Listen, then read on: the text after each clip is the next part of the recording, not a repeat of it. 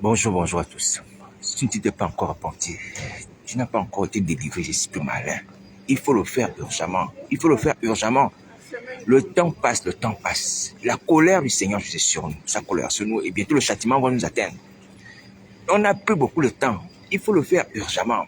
C'est repentir et demander la délivrance. C'est repentir et demander la délivrance. Donc voici la parole du Seigneur Jésus. Tu as péché la nuit, repens-toi. Tu es possédé, repens-toi.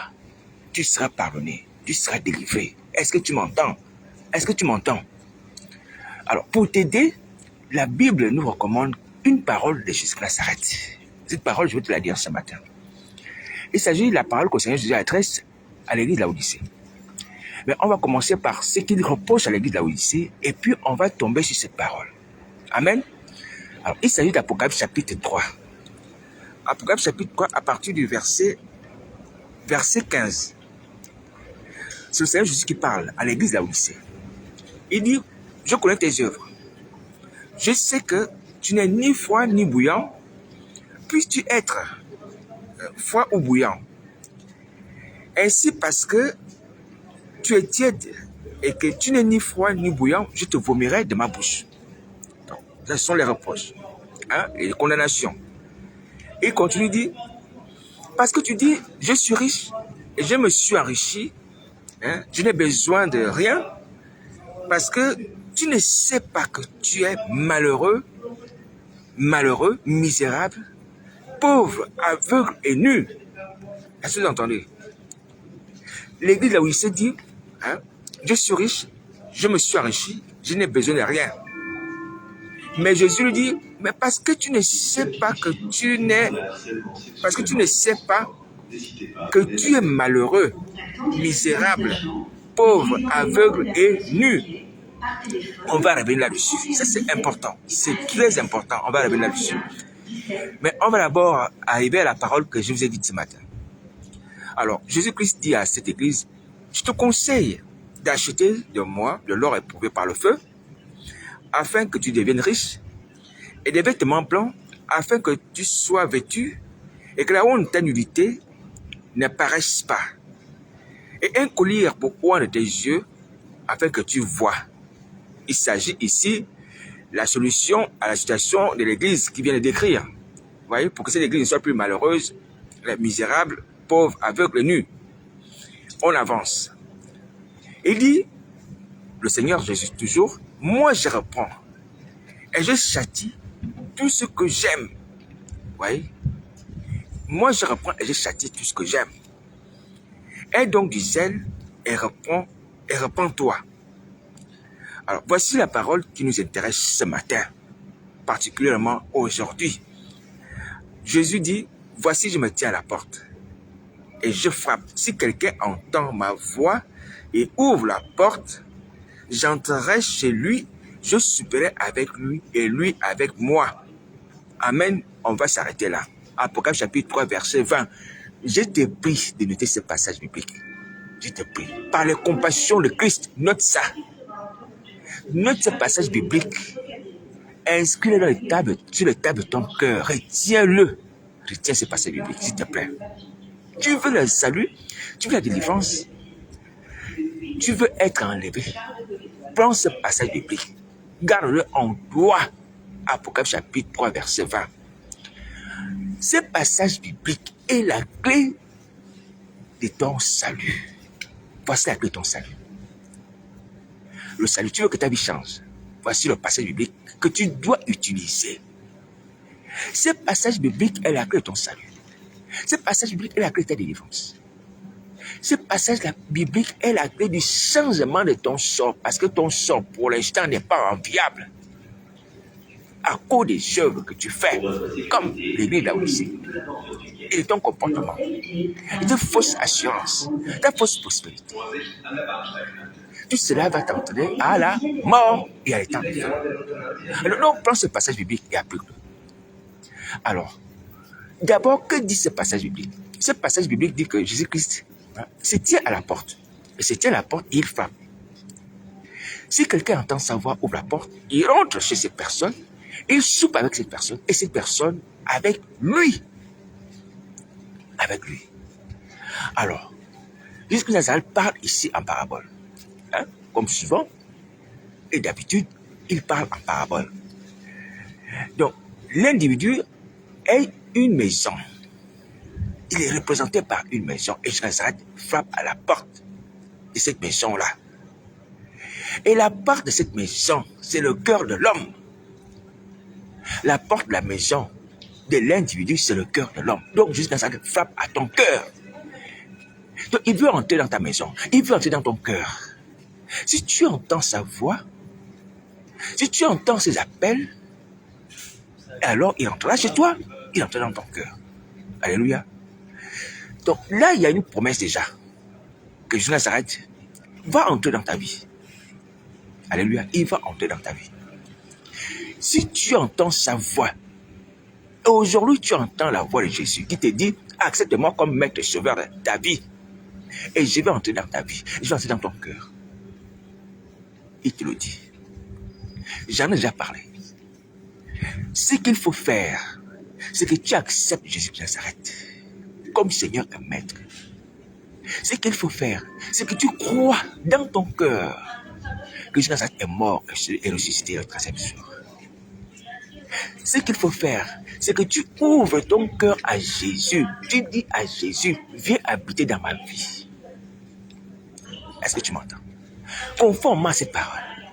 Conformément à cette parole.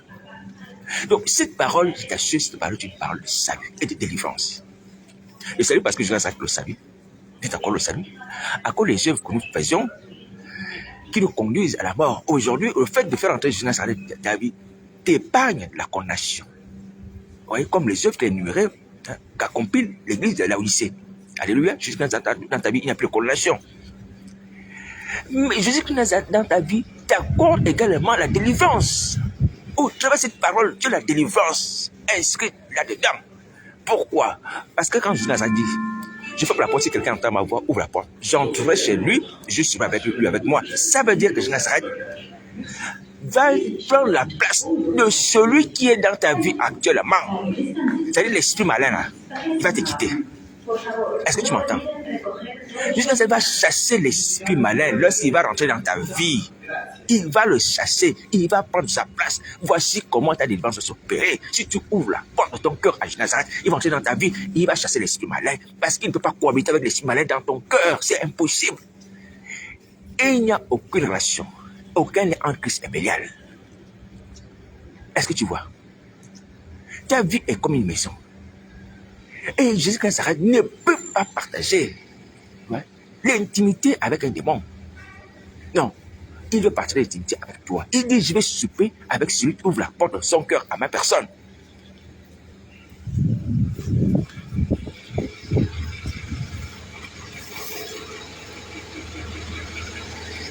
Il veut partager l'intimité avec toi, toi seul, pas avec un démon, ni avec Satan le diable. Donc, voici la clé qui va changer ta destinée, qui va te libérer, qui va permettre que tu ne sois plus captif, qui ne soit plus habité par un esprit malin, contrôlé par un esprit impur. Fais entrer Jésus de Nazareth dans ta vie. Il se tient à la porte de ton cœur. Il te parle, il te dit, accepte-moi comme maître et sauveur de ta vie. Et c'est ce que nous avons souvent fait dans les églises. On disait aux gens, quand ils venaient pour la première fois, accepte Jésus de Nazareth comme maître et sauveur. Et les gens faisaient la prière du salut. Seigneur Jésus, je t'accepte comme maître et sauveur de ma vie. Entre dans ma vie. Fais de moi la personne que tu désires que je sois. C'est ce que tu dois faire. Donc, de façon concrète, fais la prière du salut. La prière du salut qu'on faisait souvent aux gens. À l'époque, je ne sais pas si ça se passe encore dans l'église de France. Quand les gens viennent pour la première fois, on leur fait accepter Jésus de Nazareth. Voici ce que tu dois faire. La prière du salut en application de l'Apocalypse chapitre 3, verset 20. Et tu seras sauvé et tu seras délivré. Est-ce que tu m'entends? Ta vie va changer. Alors donc, ainsi donc, la délivrance et le salut, c'est le fait d'entrer Jésus dans ta vie. C'est le règne de Christ dans ta vie. Et Jésus Nazareth vient pour remplacer l'esprit malin qui était là comme maître de ta maison. Ouais. L'esprit malin qui te contrôlait, il vient remplacer. Donc la délivrance est une question La délivrance est question de remplacement. Remplacement. Un autre plus fort remplace le plus faible. On lit l'homme fort, on le chasse et on prend sa place. C'est ça la délivrance. Est-ce que tu m'entends?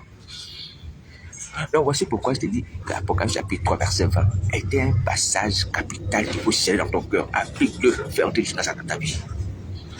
La délivrance se s'oublie automatiquement.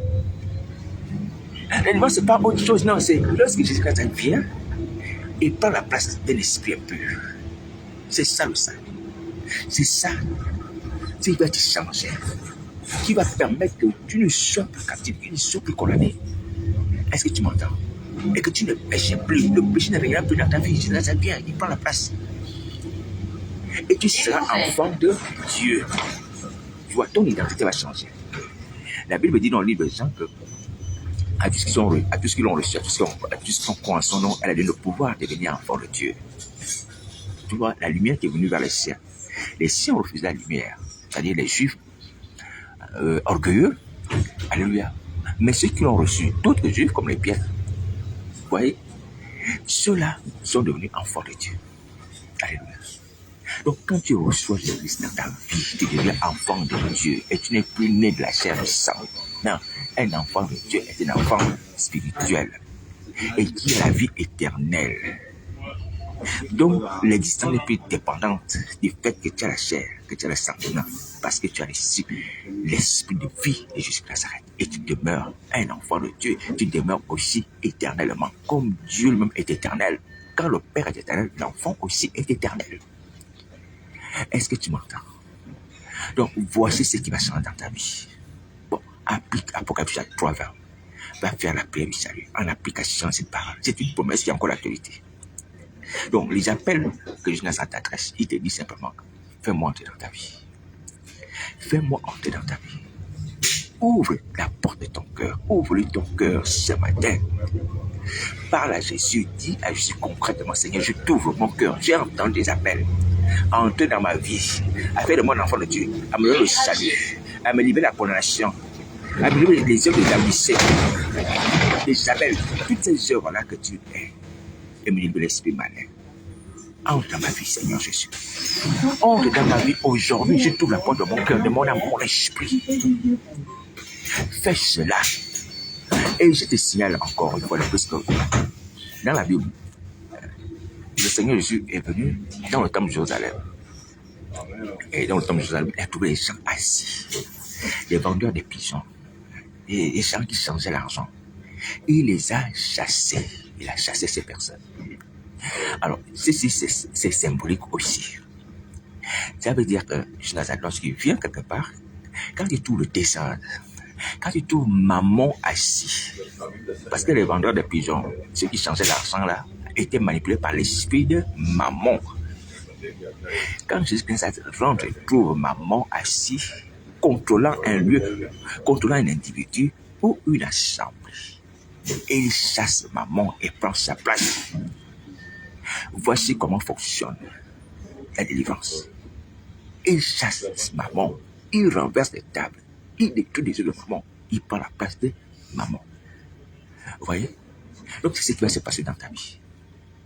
Les portes du temple de Jérusalem étaient ouvertes et Jésus est rentré.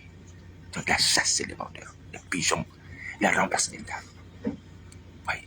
Donc l'esprit de maman a pris vite parce que Jésus est rentré dans le temple. Donc il va entrer dans ta vie. Donc les esprits malins vont te quitter. L'amour et l'argent que tu as là va te quitter. Quand Jésus va rentrer, je te dis la vérité. D'ailleurs, la Bible dit que nous sommes le temple du Saint-Esprit. L'homme, dans son entièreté, est un temple. Le temple du Saint-Esprit, le temple de Dieu. Vous voyez? Donc, Jésus vient faire un nettoyage quand tu es dans ta vie. Un nettoyage, une délivrance, une purification. Alléluia. Même si tu es rempli d'abomination, d'impureté, des esprits malins, c'est sa fonction de chasser ces esprits malins. L'esprit malin ne peut pas le résister. C'est sa fonction. Il les chasse et ils obéissent. C'est sa fonction, c'est sa mission, c'est son travail.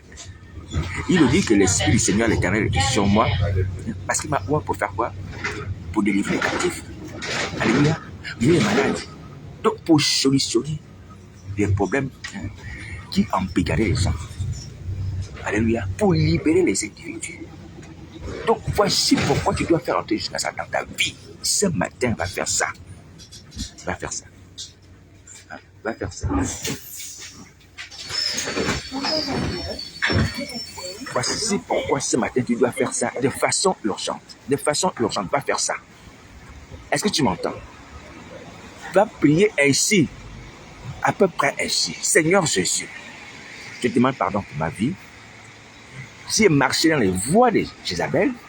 J'ai marché dans les voies de l'église de la Odyssée. Je me suis tourné vers les idoles, la sorcellerie et toutes ces choses-là. Je te demande pardon. Je ne suis pas digne de te recevoir. Mais seulement, Seigneur, j'ai besoin du salut. J'ai besoin du salut. J'ai besoin du salut. Pardonne mes péchés. Entre dans ma vie. Fais de moi la personne que tu désires que je sois. Je veux être enfant de Dieu.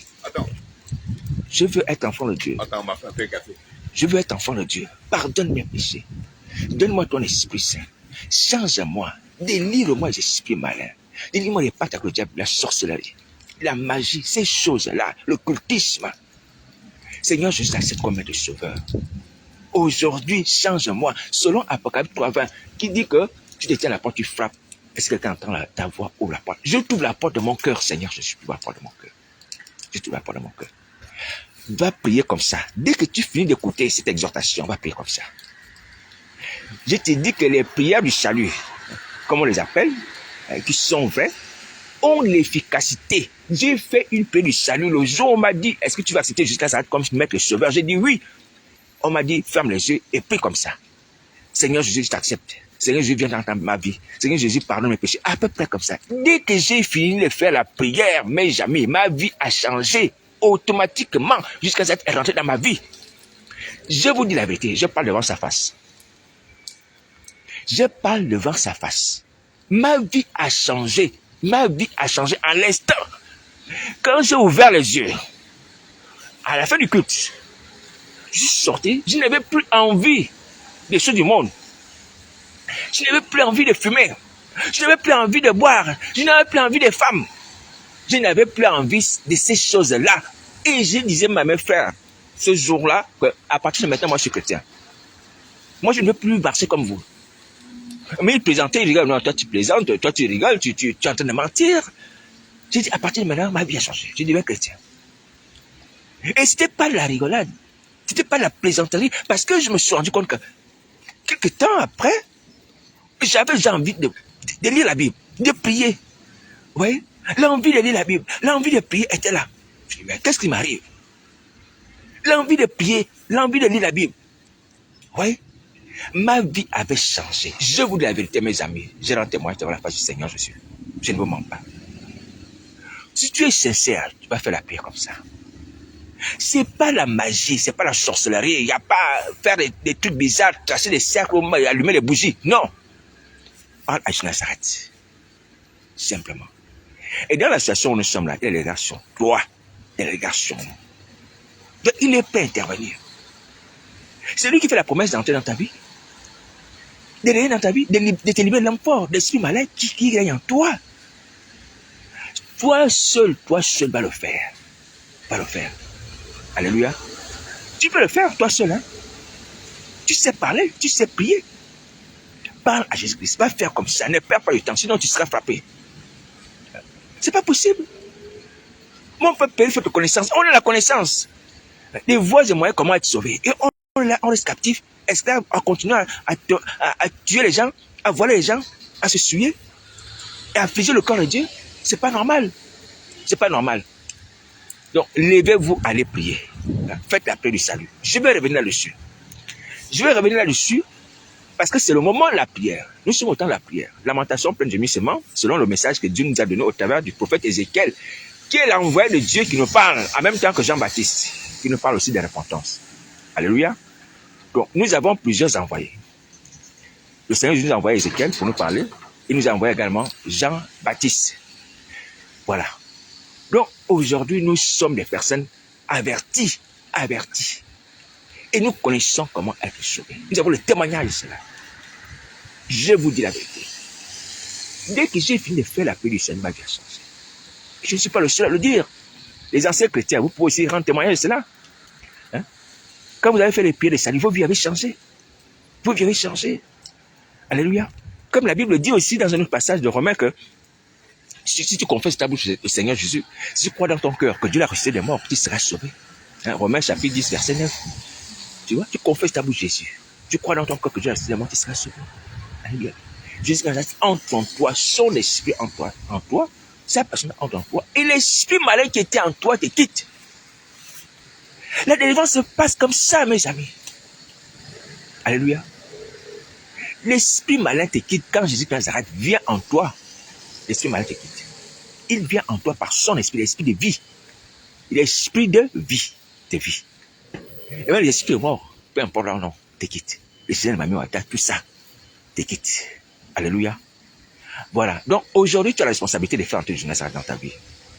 Donc ce passage biblique, nous verrons également la liberté que l'homme a d'ouvrir la porte ou ne pas l'ouvrir.